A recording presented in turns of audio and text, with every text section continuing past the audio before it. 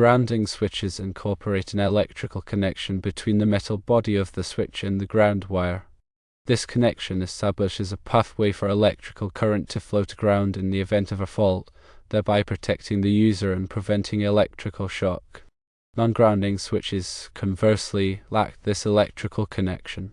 They are typically suitable for applications where the switch is not expected to come into contact with any electrical conductors, such as in dry, well-insulated environments. Applications for grounding switches include power tools and other portable electrical devices, electrical panels and switchboards, and industrial machinery.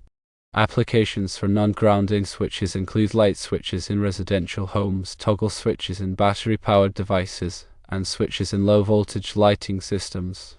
Considering PAS and CMOS 120 volts alternating current, 15 amps toggle switches, the grounding type, Model 660-IG, is appropriate for applications where grounding is required for safety, such as power tools or industrial machinery. The non-grounding type, Model 660-I, is suitable for applications where grounding is not required, such as light switches in residential homes.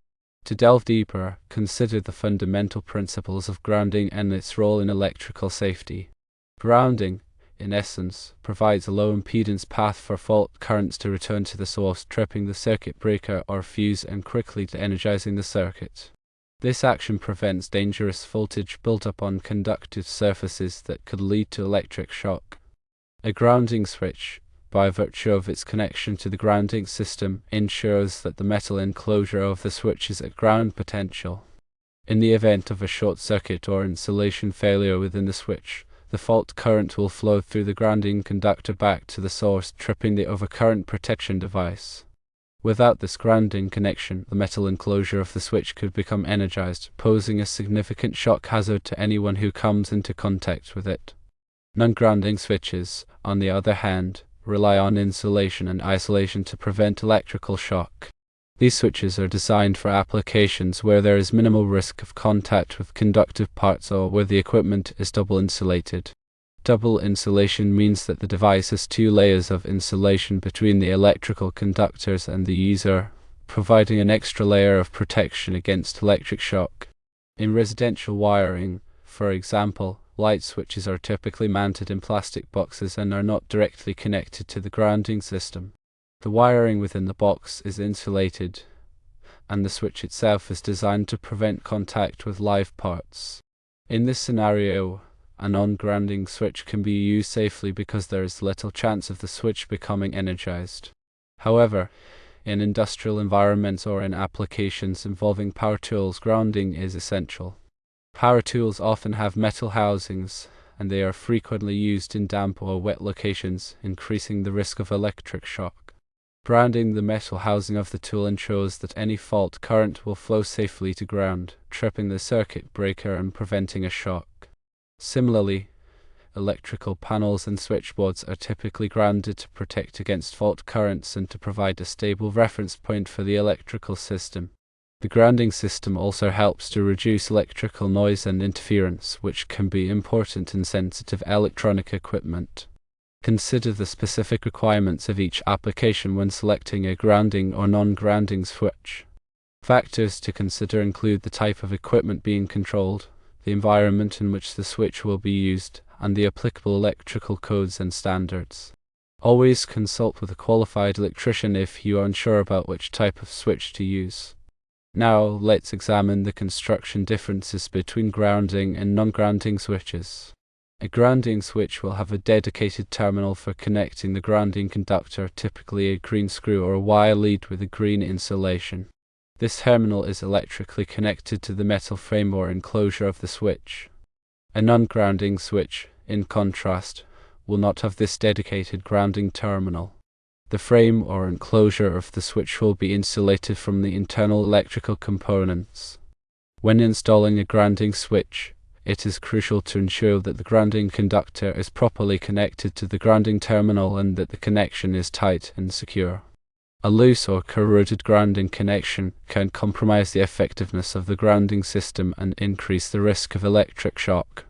It is also important to ensure that the grounding conductor is properly sized for the circuit it is protecting. The size of the grounding conductor is determined by the size of the circuit conductors as specified in the National Electrical Code, or NEC. The NEC Table 250.122 provides guidance on the minimum size of equipment grounding conductors for various circuit sizes. For example, for a 15 amp circuit, the minimum size of the equipment grounding conductor is typically 14 American wire gauge or OLG copper. For a 20 amp circuit, the minimum size is typically 12 AWG copper. It is essential to follow the NEC guidelines to ensure that the grounding system is adequate to handle fault currents. Furthermore, consider the importance of proper wiring techniques when installing switches. Whether you are using a grounding or non-grounding switch, it is crucial to make sure that all connections are tight and secure, and that the wires are properly insulated. Loose connections can cause arcing and overheating, which can lead to fires. Damaged insulation can expose live wires, creating a shock hazard. When working with electrical wiring, always turn off the power at the circuit breaker before starting any work. Use insulated tools and wear appropriate personal protective equipment such as safety glasses and gloves. If you are not comfortable working with electricity, it is best to hire a qualified electrician to do the work for you. Now let's discuss specific scenarios where grounding switches are essential. In industrial settings, machinery often operates at higher voltages and currents, and the risk of electrical shock is greater. Grounding switches are typically used to control motors, pumps, and other industrial equipment. These switches are often mounted in metal enclosures, which are grounded to provide an additional layer of protection. In addition to grounding the switch enclosure, it is also important to ground the equipment being controlled. This is typically done by connecting a grounding conductor from the equipment to the grounding system. The grounding conductor should be sized according to the NEC requirements. In healthcare facilities, grounding is critical to protect patients and staff from electrical shock. Medical equipment, such as patient monitors and diagnostic devices, must be properly grounded to prevent leakage currents from flowing through the patient's body. Ground fault circuit interrupters, or GFCIs, are also commonly used in healthcare facilities to provide additional protection against electric shock. GFCIs are designed to detect small leakage currents and quickly de-energize the circuit, preventing a shock. Moving on, let's talk about situations where non-grounding switches might be acceptable. In low-voltage lighting systems, such as those used for landscape lighting or accent lighting, non-grounding switches are often used. These systems typically operate at 12 volts or 24 volts, which is considered to be a safe voltage level. The risk of electric shock is much lower at these voltages, so grounding is not always required. However, it is still important to follow the manufacturer's instructions and to use appropriate wiring techniques. In battery-powered devices, such as flashlights and radios, non-grounding switches are typically used. These devices operate on direct current, or DC, and the voltage is usually very low. The risk of electric shock is minimal, so grounding is not necessary. However, it is important to use batteries of the correct voltage and to avoid short-circuiting the battery terminals. In summary, the choice between grounding and non-grounding switches depends on the specific application and the level of risk involved. Grounding switches provide an extra layer of protection against electric shock, and they are essential in applications where there is a high risk of fault currents or where the equipment is likely to come into contact with conductive surfaces. Non-grounding switches are suitable for applications where the risk of electric shock is low, such as in low-voltage lighting systems or battery-powered devices. Always consult with a qualified electrician if you are unsure about which type of switch to use, and always follow the NEC guidelines and the manufacturer's instructions. It is also vital to understand the role of ground fault circuit interrupters, or GFCIs, in electrical safety. GFCIs are designed to protect against electric shock by monitoring the current flowing in a circuit and detecting any imbalance between the hot and neutral conductors. If a leakage current is detected, the GFCI will quickly trip the circuit, cutting off the power and preventing a shock. GFCIs are required in many areas of the home, such as bathrooms, kitchens, and outdoor receptacles. They are also commonly used in construction sites and other locations where there is a high risk of electric shock. When installing a GFCI, it is important to follow the manufacturer's instructions and to test the GFCI regularly to ensure that it is working properly. To test a GFCI, simply press the test button on the GFCI receptacle. This should trip the circuit and cut off the power. If the GFCI does not trip, it may be defective and should be replaced. Another important aspect of electrical safety is proper wire sizing. The size of the wires used in an electrical circuit must be appropriate for the amount of current that the circuit will carry. If the wires are too small, they can overheat and cause a fire. The NEC Table 310.15 provides guidance on the ampacity of various wire sizes. Ampacity refers to the maximum amount of current that a wire can safely carry.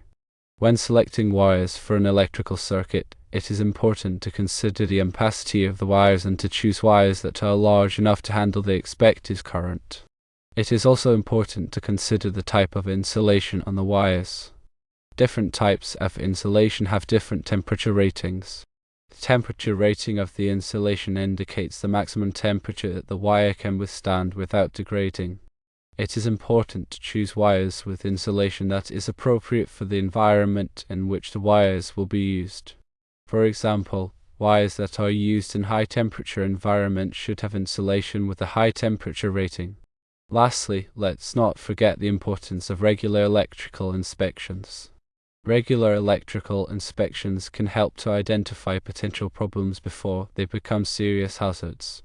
A qualified electrician can inspect your electrical system and identify any damaged wiring, loose connections, or other issues that could pose a safety risk. Electrical inspections are particularly important in older homes, where the wiring may be outdated or damaged. An electrical inspection can also help to ensure that your electrical system is up to code. Electrical codes are constantly evolving, and it is important to make sure that your electrical system meets the latest requirements. In conclusion, grounding and non-grounding switches serve distinct purposes in electrical systems. Grounding switches enhance safety by providing a path for fault currents, while non-grounding switches are suitable for low-risk applications. Understanding the differences between these switches, along with proper wiring techniques, GFCIs, wire sizing, and regular electrical inspections, is crucial for ensuring a safe and reliable electrical system.